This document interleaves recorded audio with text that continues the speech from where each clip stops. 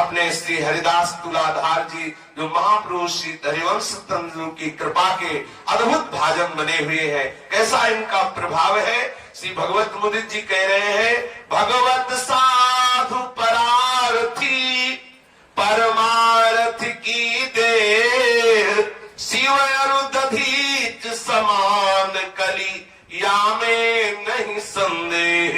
कलयुग में श्री हरिदास तुलाधार जी महाराजा उसीगर नरेश शिवी के समान शरणागत रक्षक और ब्रह्म ऋषि दधीच के समान परोपकार में अपने शरीर छोड़ देने वाले हैं।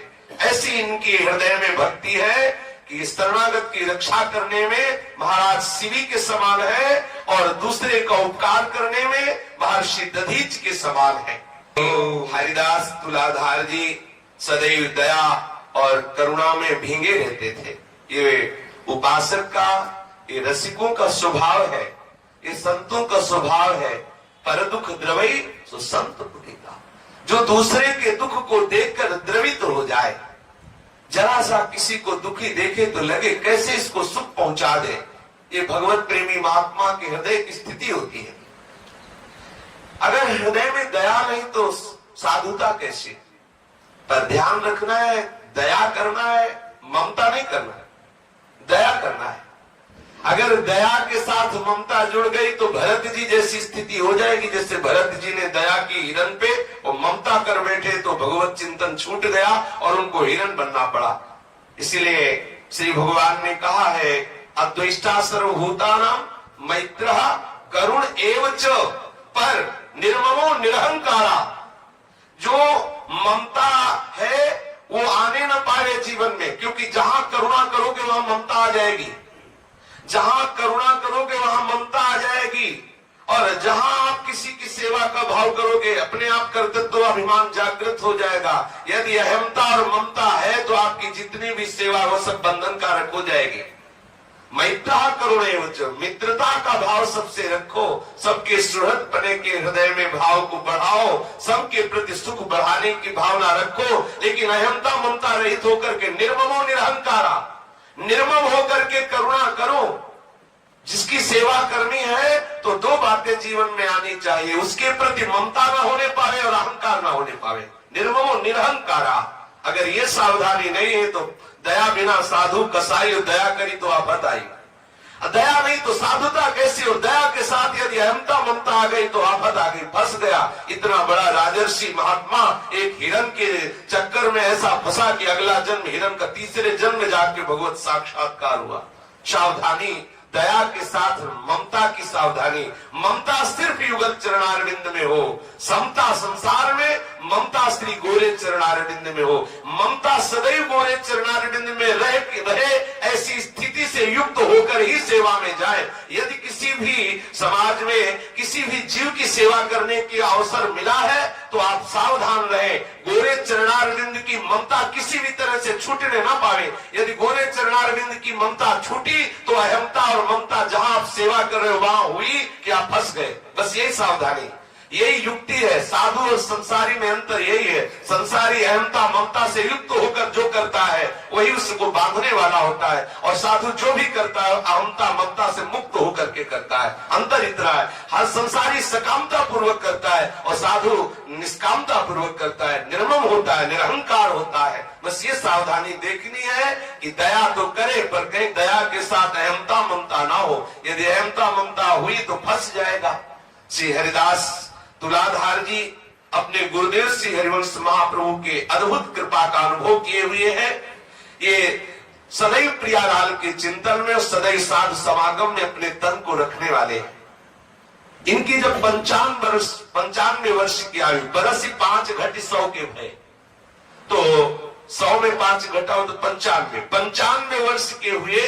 तो इन्होंने हरिवंश महाप्रभु से प्रार्थना की कि हमारी इच्छा है कि हम ब्रजमंडल में भ्रमण करके और जहां कहीं भी हम संतों का समागम सुने तो वहां दर्शन करने की इच्छा है। ये होता है, जो प्रेमी जन होते हैं उनके हृदय में प्रेमी जनों के दर्शन की भूख बनी रहती है।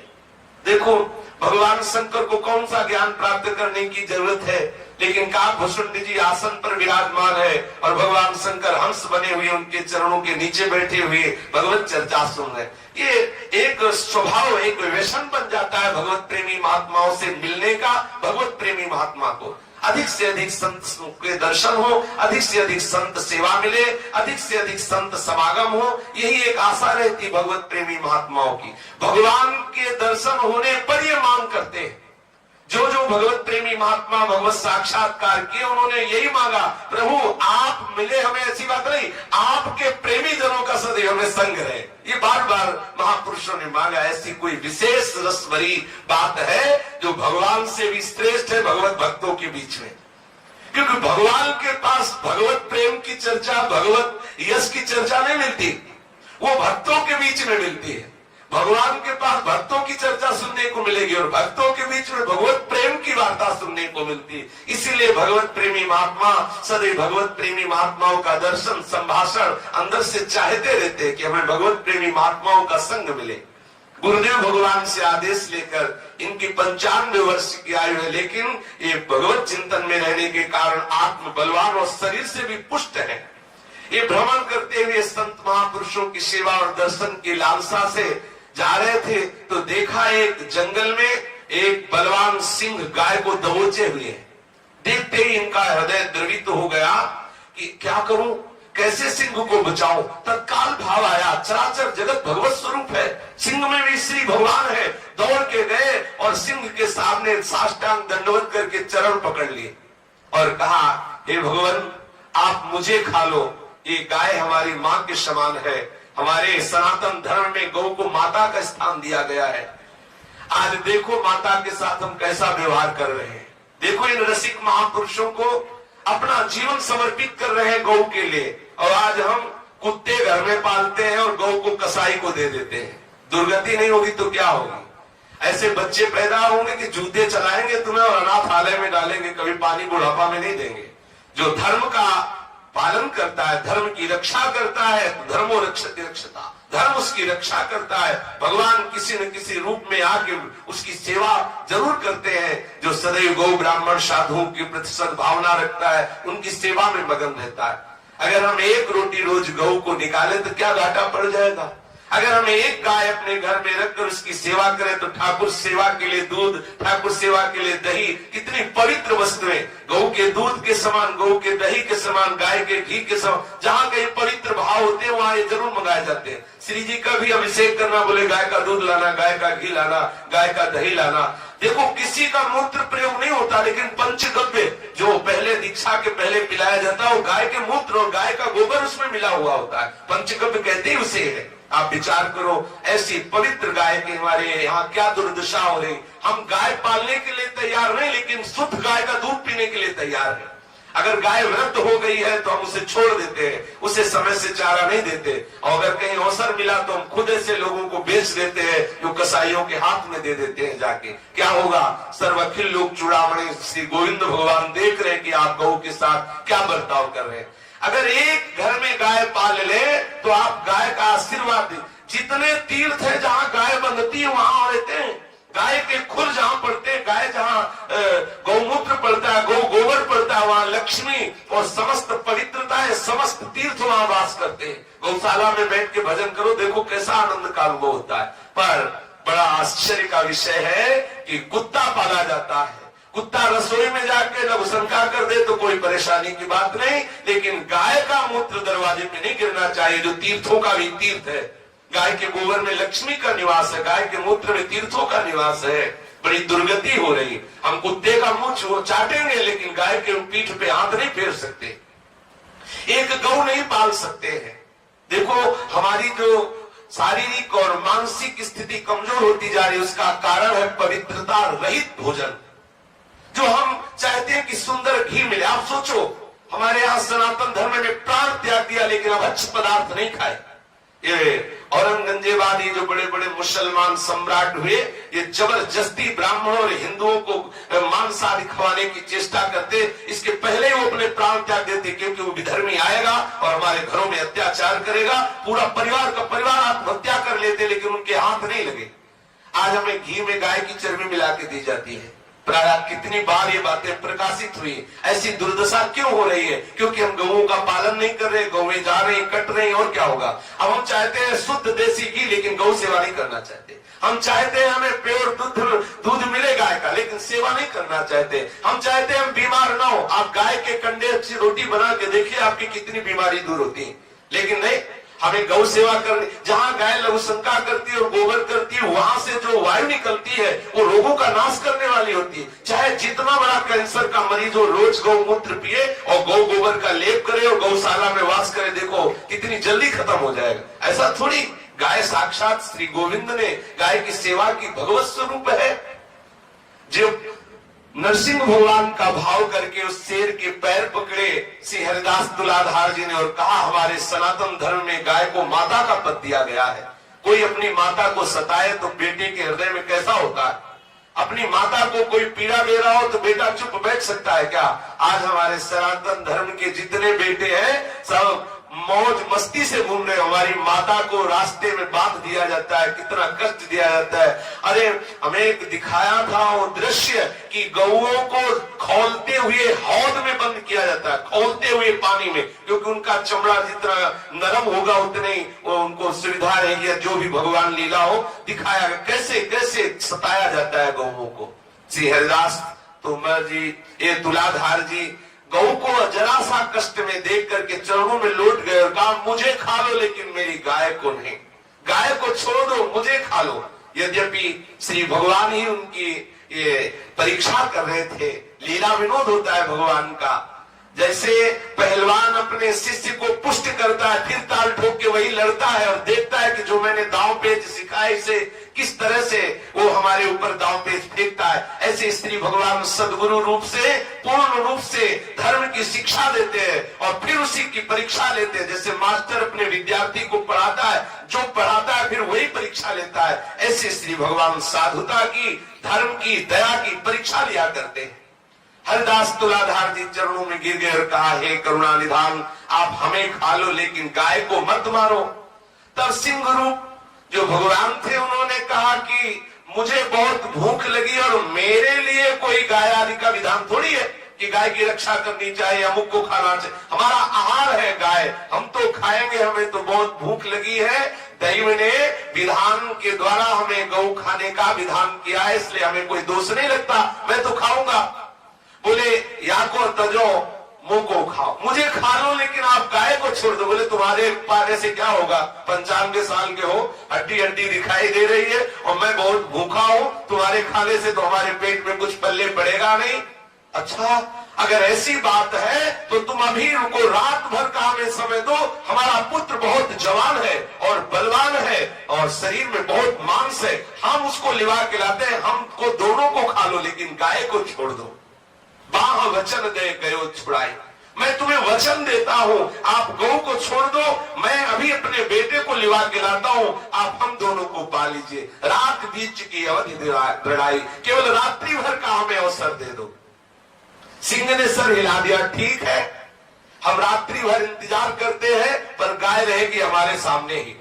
जब आप अपने बेटे को लिवा के आओगे तब हम गाय को छोड़ देंगे। भागते हुए हरिदास जी 95 वर्ष की आयु के हैं, भागते हुए अपने घर आए और अपने पत्नी और पुत्र से कहा कि हम एक वचन दे आए हैं। जंगल में सिंह एक गाय को पकड़ करके बलात् उसे खाने की चेष्टा कर रहा था। हम वचन दे आए कि हम अपने पुत्र को लेके आ रहे, तुम गाय को छोड़ दो। जे ही पुत्र ने सुना तो पिता वचन सुन सुत सुख पायो। ये देखो, यह है भक्त की संतान का स्वरूप कि हृदय में ऐसी शीतलता हुई जैसे कोई राज तिलक देने की बात करके आया हो। बहुत सुखी हुए हरिदास तुलाधार जी के पुत्र और कहने लगे कि पिताजी, आज मुझे इतनी प्रसन्नता हो रही कि आपने इस नासवान शरीर को ठिकाने लगा दिया।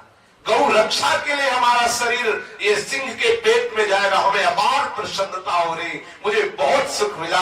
पिताजी, आप वास्तविक हमारे पिता हो कि मेरो जन्म सफल करवाओ, नश्वर वप पर काज लगाओ। आज दूसरे की रक्षा के लिए हमारा शरीर जाएगा, ये हम आज अपने को धन्य मानते हैं, आज हम अपने शरीर को धन्य मानते हैं, आज हम अपने कुल को धन्य मानते हैं, आज हम अपने पिता को धन्य मानते हैं। परहित लाग तजय जो देही, संतत संत प्रशंसय तेहि।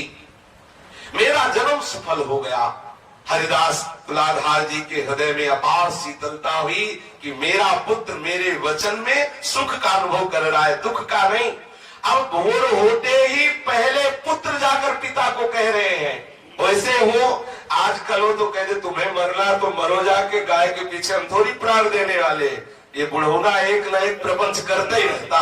बोले अब आया के गाय के बचाने के लिए, चलो सिंह तुम्हें खाएगा। और हो सकता है वहां न जाने दे, पहले ही गर्दन दबाने की चेष्टा करे कि ये जो प्रपंची पिता है हमें मरवाना चाहता। लेकिन देखो भक्तों के भक्त ही प्रकट होते हैं। प्रातः काल होते ही पुत्र ने शीघ्रता पूर्वक पिता को जगाया और कहा चलो आप वचन दे आए हैं, रात्रि व्यतीत होते ही हमको उनको सामने पहुंचना है, अपना वचन सत्य कर लीजिए और मुझे सिंह के सामने भोजन के रूप में समर्पित कर लीजिए। पिता ऐसे वचन सुनकर आह्लादित हो गए। हरिदास तुलाधार जी हृदय से लगाया और दोनों उत्साह से पूर्ण होकर के वन के लिए गए। जैसे कोई बहुत बड़ा पद प्राप्त करने के लिए जा रहा हो, ऐसे पिता पुत्र उत्साहित होकर वन की तरफ भागे। लिखा सुतलेसन पिता उठी धायो, दौड़ते हुए दोनों गए। वन में जब गए तो देखा सिंह सो रहे। हरिदास जी ने सोचा सिंह सो रहे हैं, सोते हुए जगाना नहीं चाहिए, भगवान ही विश्राम कर, जब जगेंगे तब खा लेंगे। एक पहर तक खड़े रहे। ये भी एक परीक्षा है, परहित की भावना ये भी कि जगा के नहीं, जब जगेंगे अपने आप तब हमारा बाल भोग कर लेंगे, अभी हमें जगाने की जरूरत नहीं। वन में सिंह सो तो पायो, तो पहर एक लो सोयो नाहर, तब लो दो ठाड़े ती ठाहर। हाथ जोड़े दोनों महान भक्त खड़े रहे। जब सिंह स्वरूप भगवान जगे तो जगते ही भयंकर गर्जना की।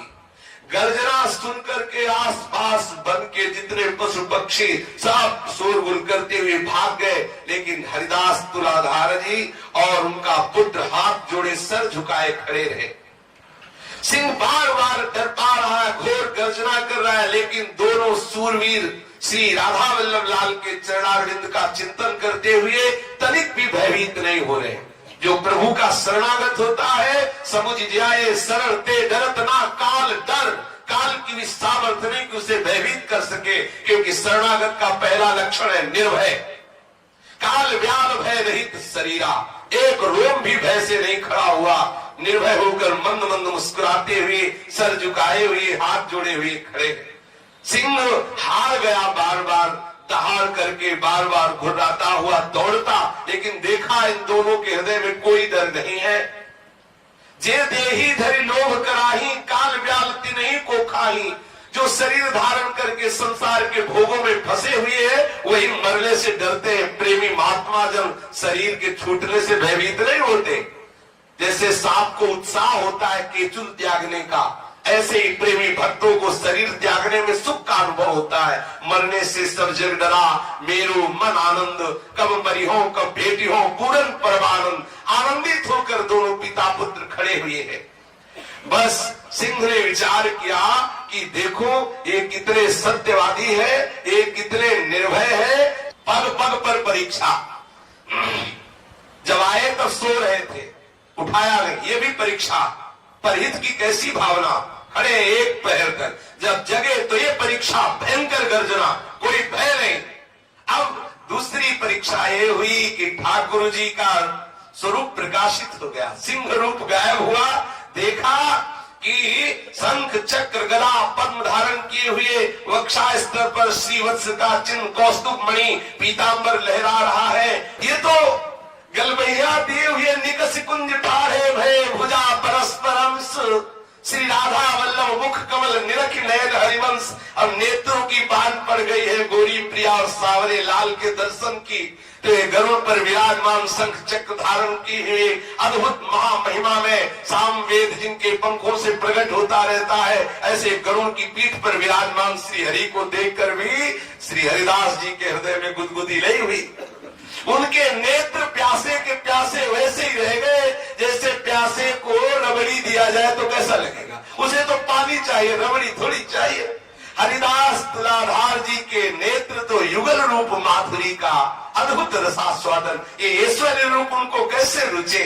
प्रभु ने देखा कि इनके हृदय में न नमस्कार करने की स्थिति है, केवल ये ऐसे उदासीन खड़े जैसे जानते भी नहीं है गरुड़ का स्वरूप और श्री हरि का वो चतुर्भुज रूप। अंतर ध्यान हो गया, तत्व तो एक ही है ना। देखा कि बहुत कट्टर उपासना में स्थित है, इनके हृदय में किसी भी तरह का लाभ नहीं हो रहा हमारे दर्शन के। तो देखा कि ललित त्रिभंगी श्री लाल बिहारी मुरली धारण किए हुए जो उनका उपास्य स्वरूप है वो सामने प्रकट हो गया। मुरलीधरन त्रिभंगी रूप जो श्री हरिवंश चंद्रजू ने रूप का वर्णन किया। जे स्वरूप श्री गुरु ने बताए पुनि वैसे दर्शन पाए, जगमग भूषण बसन रूप अंगों की कांति प्रकट हो रही है, भूषणों की अद्भुत ज्योति प्रकट हो रही है। श्याम बरन ललित त्रिभंगी मंद मंद मुस्कुराते हुए लालजू और गौर बरन प्यारी ढिग सो है। गौर बरन श्री स्वामी जू लालजू के समीप विराजमान है, जिनकी चरणनख कांति के तेज के सामने करोड़ों रमा और करोड़ों रति का जो ऐश्वर्य है, जो तेज है, वो हे हो जाता है। आपको लगेगा करोड़ों रमा करोड़ों लक्ष्मियों के सौंदर्य को तो उनकी दासियां हे कर देती है। लक्ष्मी कोटि विलक्ष लक्षण सल लीला किशोरी सतई राधाभ्यम ब्रज मंडले मधुरम राधा विधानम परम। राधा दासियों का ऐसा सौंदर्य है कि करोड़ों लक्ष्मियों का ऐश्वर्य और सौंदर्य आश्चर्यचकित होकर हतप्रभ हो जाए, ऐसा स्वामिनी जी की दासियों का। ऐसी श्री स्वामिनी जी अपनी बाह पधराए हुए ललित त्रिभंगी श्री लाल जी की बाह, ऐसा स्वरूप गलमहिया देवी युगल का जब दर्शन किया, ऐसा देखते ही दौड़ पड़े। हाँ युगल सरकार चरणों में लौट गए। युगल की मुख का अद्भुत मुखारविंद का जो प्रेम में स्वरूप प्रकाशित हो रहा है, दर्शन करके हरिदास तुलाधार जी के हृदय में अद्भुत आनंद, नेत्रों से अश्रु, शरीर रोमांच, बार बार श्री चरणों में लौट रहे हैं। प्रभु रीझ गए श्री हरिदास तुलाधार जी पर। भक्ति अनन्य करो निहिकाम, फिर हो वृंदावन धाम। जाओ, सदैव मेरी अविचल भक्ति तुम्हारे हृदय में बसी रहे और तुम निरंतर हमारे चिदानंद में वृंदावन धाम में सहचर्य रूप से हमारे इसी रूप की सेवा को प्राप्त करो। ऐसा युगल सरकार आशीर्वाद दे के अंतर्ध्यान हो गए। जो इस कोटि के अनन्य रसिक महापुरुष होते हैं तो गुरुजन उनको आदेश कर देते हैं वृंदावन बाहर के भी जाने के लिए, क्योंकि उनके हृदय में वृंदावन होता है। हरिदास तुलाधार जी को ऐसी स्थिति प्राप्त थी कि जिधर दृष्टि डालते श्यामा श्याम ही। तो हरिवंश महाप्रभु ने आदेश किया कि तुम विचरण करते हुए श्री राधा वल्लभ लाल के जस का गान करो। एक बार ये संत समागम करते हुए नीलाचल श्री जगन्नाथपुरी में ये गए। बड़ा ही रसिक मंडली का संग साथ लिए हुए, अद्भुत प्रभाव हरिदास तुलाधार जी का। तो जहां बैठते वहीं प्रियालाल के जस का गायन करते। इनके पास ठाकुर सेवा भी थी, रसिक जन इनको सदैव घेरे रहते थे। जब ये जगन्नाथपुरी में इनका प्रभाव फैला तो जगन्नाथ जी के जो पार्षद जन है वो रीझ कर इनको जगन्नाथ जी का प्रसाद देने के लिए आए। सेवा संग होती जो नीत की, तासो एक व्रति जो चित की, सदा 400 भोग लगावे, ता प्रसाद बिन और न पावे। ऐसे पुरुषोत्तम के धाम, सेवत दृढ़ मत श्यामा श्याम। पंडा अटका ले आवे, सिर धरि ले प्रसाद न पावे। ऐसी कट्टर अनन्यता कि श्री राधा वल्लभ लाल को अपने साथ ले गए थे। वहां रसिक मंडली के साथ राधा वल्लभ लाल जी की 8 पैर सेवा करते। जो राधा वल्लभ लाल जी को भोग लगाते वही प्रसाद पाते। जब जगन्नाथपुरी में एक वृंदावन से ऐसे भक्त आए हुए हैं ऐसा, तो वहां जो जगन्नाथपुरी के जगन्नाथ जी के सेवक पंडाजन थे वो महाप्रसाद लाकर इनको प्रदान किया। इन्होंने माथे पर चढ़ाया, साष्टांग दंडवत किया, प्रसाद को और विराजमान कर दिया, लेकिन पाया नहीं। तो लगा कि बाद में पा लेंगे। लेकिन जब जब प्रसाद आता तब तब प्रणाम करते। प्रसाद की महिमा है कि मिलते ही उसको मुख में डालना चाहिए, चाहे एक दाना डाले तुरंत डालना चाहिए। प्रसाद का सम्मान होता है। अगर बिना पाए प्रसाद को रख दे अपराध माना जाता है, और ये प्रसाद को नहीं पाते। तो अब तो घर घर सब जन दुखे, अपराधी माने भय रूखे। घर घर ये बात फैलने लगी कि वृंदावन से अपने को बड़ा रसिक मानते हैं, आए हुए हैं, और इतने तेजस्वी थे कि कोई कह नहीं सकता था। भगवत साक्षात्कार किए हुए महापुरुष प्रिया प्रीतम के प्रेम रंग में रंगे हुए, लेकिन सबके मन में बात फैल गई कि है बड़े अपराधी, श्री जगन्नाथ जी के प्रसाद को नहीं पाते हैं। पता नहीं कौन सी भक्ति करते हैं, क्या जगन्नाथ जी श्री कृष्ण नहीं है क्या? अगर वृंदावन से आए हैं तो श्री कृष्ण ही तो जगन्नाथ है, उनका प्रसाद क्यों नहीं पाते? तब तो घर घर सब जन दुखे, अपराधी माने भय रूखे। इन कही प्रभु पे आज्ञा लेहू, ठाकुर कहे दोष तब देहू। मुदरथ तिहि दिन तहां सुबाए, तासो जगन्नाथ बतराए। ये बात जगन्नाथपुरी के राजा के पास पहुंची कि वृंदावन से रसिक मंडली आई हुई है, उनमें जो श्री हरिदास तुलाधार जी हैं वो सब रसिक मंडली के सहित एक भारी अपराध कर रहे हैं नीलाचल प्रदेश जगन्नाथपुरी में, कि जगन्नाथ जी के प्रसाद का अपमान किया, उन्होंने प्रसाद पाया नहीं। यद्यपि वो प्रणाम करके साष्टांग दंडवत करके प्रसाद पधरा देते, पर वो जिभ्या पे नहीं रखते। सबने बात शिकायत की राजा से कि इनका विरोध किया जाए, इनको जगन्नाथपुरी से बाहर किया जाए, क्योंकि प्रसाद का सारा जगत हाथ पसारता है, जगन्नाथ का भात और जगत पसारे हाथ, और ये इतने रसिक अनन्य हो गए कि प्रसाद नहीं पाते हैं तो श्री कृष्ण ही। भाई राजा ने कहा ऐसे तेजस्वी पुरुष है कि कोई अपराध न बन जाए, कहीं इनसे कुछ ऐसा करो कि पहले जगन्नाथ जी के मंदिर में रात में सुआओ। पहले ऐसा होता था, कोई बात जाननी होती तो जगन्नाथ जी स्वप्न में उसे बताते थे।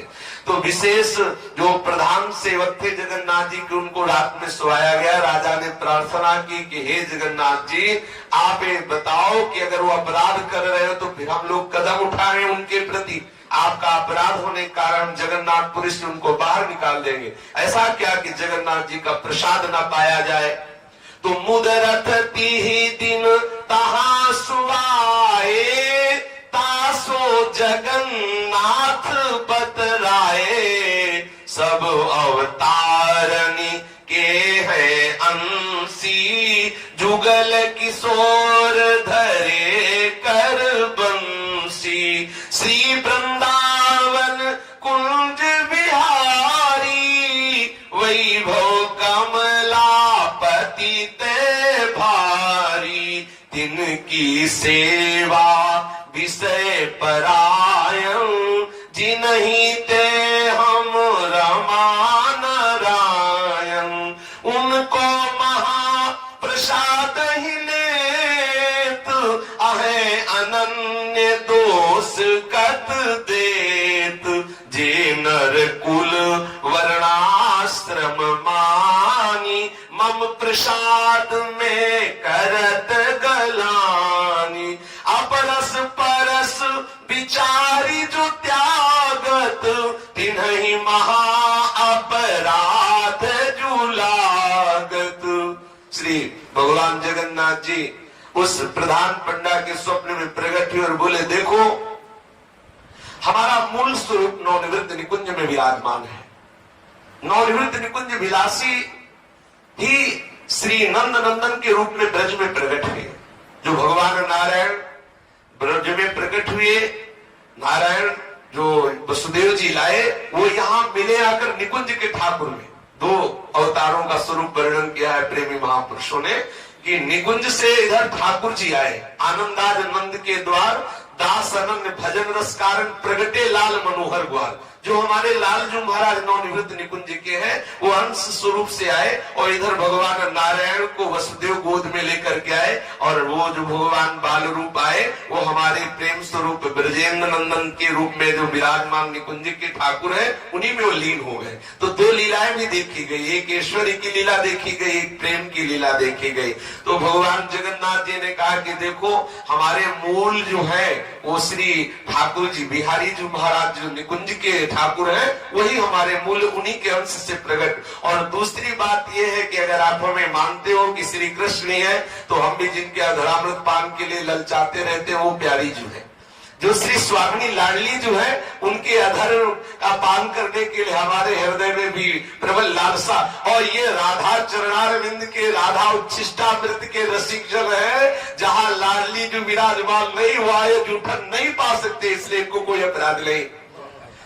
जगन्नाथ जी में श्री जगन्नाथ ठाकुर जी, श्री बलभद्र ठाकुर जी और श्री सुभद्रा जी विराजमान। हमारी रसिक के प्राण पोषण करने वाली लाडली जी तो विराजमान है नहीं ना, और जहां श्री जी का भोग नहीं लगता वहां रसिक जन नहीं पाते। और ये वृंदावन रस रीति की बात स्वयं जगन्नाथ जी ने कही कि जो अपरस परस विचार करके हमारे प्रसाद को त्यागता है, जो जाति पक्ष में ब्राह्मणादि का अभिमान करके हमारे प्रसाद को त्यागता है, उसका नाश हो जाता है, वो महापराध लगता है। लेकिन ये राधा चरण उपासी, ये लाडली जी का उच्छिष्ट पाने वाले जो रसिक जन है, ये नहीं पाते हैं, इनके लिए कोई अपराध नहीं है, इनको कुछ मत कहिएगा। इनके सर्वसु इष्ट प्रसाद, ये अनन्य को करहु न बाद। इक रस इष्ट भक्ति नित साध, तिनकी गति मति रति जो अगाध। ये सदैव श्री राधा किशोरी के चरणारविंद की प्रधानता लेकर युगल की उपासना करते हैं। तो जहां राधा श्री लाडली जी का भोग नहीं लगता, वहां हमारे रसिक महापुरुष वृंदावन नित्य विहार के उपासक पा ही नहीं सकते। यहाँ इसीलिए श्री भट्ट देवाचार्य जी ने कहा विपिन राज सीमा के बाद हरिहु को न निहार, क्योंकि लाडली जी अगर ले तो हरि की तरफ भी देख लेंगे। राधा संग बिना नहीं श्याम, श्याम बिना नहीं राधा नाम, छिन छिन प्रति आराधत राई, राधा नाम श्याम। अब ये वृंदावन की उपासना है, इसमें बुद्धि काम नहीं करेगी, इसमें निष्ठा काम करेगी। जब आप इस रस में जुड़ेंगे तो आपको पता चलेगा कि वृंदावन नित्य विहार रस में कैसा अपार प्रेम है। प्यारी जू की फसक में जो रसिक महापुरुष रहते हैं, वो लाल जू की भी तब तक जूठन नहीं पा सकते जब तक वो प्यारी जू की जूठन नहीं पाएंगे। पहले प्यारी जू को पवा के तब लाल जू को पवाया जाता है, तब यहाँ प्रसाद पाया जाता है। अगर प्यारी जू विराजमान नहीं है तो नंद नंदन की जूठन नहीं पा सकते हमारे यहाँ के रसिक महापुरुष। चाहे स्वामी जी का परिकर हो, चाहे हित जू का परिकर हो, आप देख लो, बिना प्यारी जू का भोग लगे। क्यों? ये कोई भगत थोड़ी है, संत थोड़ी है, कोई कौन है? बोले दासियां है श्री जी की। जब तक श्री जी की जूठन नहीं तब तक दासियां पा ही नहीं सकती। हमारी स्वामिनी जी पाएंगी, वही हम पाएंगे। इसीलिए जो रसिक महापुरुष जन है, इनकी रस रीति को समझने के लिए कहा है भगवत रसिक। रसिक की बात है, रसिक बिना को समझ सके ना। श्री जी को प्रसाद जैसे लोग लगाने गए तो बरसाने श्री जी को प्रसाद भोग लग गया जी, फिर लाला के यहाँ ले जाएंगे तो भोग लग जाएगा। अब नंदगांव, हाँ ठीक बात ऐसा है। तो ऐसे जगन्नाथ जो कहो सबनी सुन्यो मन अचरज ले हो, तब ते इनको मानी अनन्य कहत भय सब ही धन्य धन्य। जगन्नाथ जी ने कहा इनके प्रति कोई भी दोष बुद्धि मत करना। ये वृंदावनेश्वरी के चरणारविंद के उपासक है, जिन चरणारविंदों से हमारा हृदय शीतल होता है। वृंदावनेश्वरी तवै पदारविंदम प्रेमामृतैक मकरंद रसौघ पूर्णम, हृदयर्पितम मधुपते स्मरतापम उग्रम निर्वापयत परम शीतलमाश्रयामि। जगन्नाथ जी का जो प्रेम विगलित स्वरूप है वो यही वृंदावन की रस कथा सुन के है, ब्रज रस कथा सुन करके है। तो ब्रजेश्वरी श्री लाडली जी महाराज के चरणारविंद की, निकुंजेश्वरी श्री राधा किशोरी के चरणारविंद की उपासना करने वाले रसिक जन है, इनके प्रति कोई भी दोष बुद्धि ना करे, ना इनके ऊपर शासन किया जाए कि प्रसाद पाए ही, किसी भी तरह का इनके प्रति अपराध बुद्धि न रखा जाए, ऐसा जगन्नाथ जी ने आदेश किया। स्वप्न का सारा जो विवरण है राजा को बताया। राजा ने सब लोगों के ऊपर आदेश कर दिया कि वृंदावन के रसिक अनन्य है, इनको प्रणाम करो, इन पे दोष दृष्टि न करना। तब तक इनको माने अनन्य, कहा तो भय सब धन्य ही धन्य, धन्य हो इन वृंदावन के रसिकों की महिमा। जगन्नाथ यह आयुष दीनो, संत महंतनि सब सुनि लीनो, दोष भाव तजी कियो स्नेह, इष्ट प्रसाद अनन्य अछेह। सब संत महंतों ने श्री हरिदास तुलाधार जी के आके दर्शन किए कि ऐसे वृंदावन के रसिक अनन्य तो बिरले ही जन होते हैं। भगवान जगन्नाथ जी ने भी श्री हरिदास तुलाधार जी को आशीर्वाद दिया। देखो अपने भाव में रहोगे ना तो प्रभु अवश्य आप पर कृपा करेंगे। कोई अपराध नहीं लगता यदि आप अपनी निष्ठा में रहे। तिन्हीं की विभूति सब माने, यो विचरत उर और न आने। जगन्नाथ जी में यश फैल रहा। श्री हरिदास तुलाधार जी का देव बहुत बड़ा ज्योतिषाचार्य थे, वो आए और कहा कि आप बड़े अनन्य बनते हो, हम आपको आपकी कुंडली बताना चाहते। भाग्य रेखा भी वो मस्तक देख के पढ़ लेते थे। उन्होंने कहा आपकी अनन्यता क्या काम करेगी, आप 2 दिन में मरने वाले हो, आप वृंदावन के अनन्य हो, राधा वल्लभ लाल के अनन्य हो, 2 दिन में आपके प्राण निकलने वाले हैं। हमारी ज्योतिष कहती 2 दिन में मर जाओगे। आप 95 वर्ष के तो थे ही जब यहाँ से गए थे, तो बोले आपकी आयु पूर्ण 2 दिन रह गया। उन्होंने कहा ऐसा कैसे हो सकता है, एक समय पूरब में रहे, दिन द्वे आयु ज्योतिषी कहे। उन्होंने कहा ऐसा नहीं हो सकता, हमारी निष्ठा है श्री धाम वृंदावन के प्रति, काल की भी ताकत नहीं को हमारे यहाँ प्राण ले सके। ज्योतिषी ने कहा पुरुषोत्तम धाम है, यहाँ पधारोगे तो भगवान के धाम ही जाओगे, और रास्ते में कहीं मर गए तो समझ लो आप ना वृंदावन के रहोगे ना नीलाचल धाम के रहोगे। इसलिए यही अपने प्राण त्यागो, 2 दिन रह गए हैं। देह कष्ट हूँ पावत भई, निष्ठा वृंदावन तनुमयी, वेदन कही नारिका छूटी, बानी बुद्धिष्ट सो झूठी। लोग कहे पुरुषोत्तम धाम, देह तजो हिया सुख विश्राम। एक दिन तो वार्ता में व्यतीत हो गया, दूसरे दिन वैद्य ने नाड़ी पकड़ी, बोले इनकी नाड़ी छूट रही है। अरे इनका तो मृत्यु का समय, बिल्कुल ठीक विचार करके कहा था कि दूसरे दिन तुम्हारी मृत्यु हो जाएगी। अब तो इनकी बुद्धि श्री श्यामा श्याम के चरणारविंद में लगी। इन्होंने कहा कि मैं किंचन मात्र भय से युक्त नहीं हूं, लेकिन मैं बार बार कहता हूं मेरे प्राण वृंदावन धाम में निकलेंगे, मुझे यहाँ से ले चलो, यहाँ मेरा शरीर छूट ही नहीं सकता। लोगों ने कहा क्यों हट कर रहे हो, देह तजो यहाँ सुख विश्राम। लोग कहे पुरुषोत्तम धाम, अरे पुरुषोत्तम भगवान श्री जगन्नाथ जी का धाम, यहाँ शरीर छोड़ दो। लोग तरसते हैं यहाँ शरीर छोड़ने के लिए। उन्होंने कहा नहीं, ये बोले मेरे यह निश्चय, ये मम देह विपिन ही पहुँचे, वे विश्वास सुदृढ़ मन माही, यह तन अतन परन को नाय। मेरा शरीर छूट ही नहीं सकता। मैं घोषणा करके कहता हूं कि जब तक वृंदावन धाम नहीं मिलेगा तब तक मेरे प्राण नहीं निकल सकते, मुझे शीघ्र यहां से वृंदावन धाम पहुंचाया जाए। हरिदास तुलाधार जी ने कहा तो करिपाल की तहाते निक से, उत्सव बन में तन मन बिक से।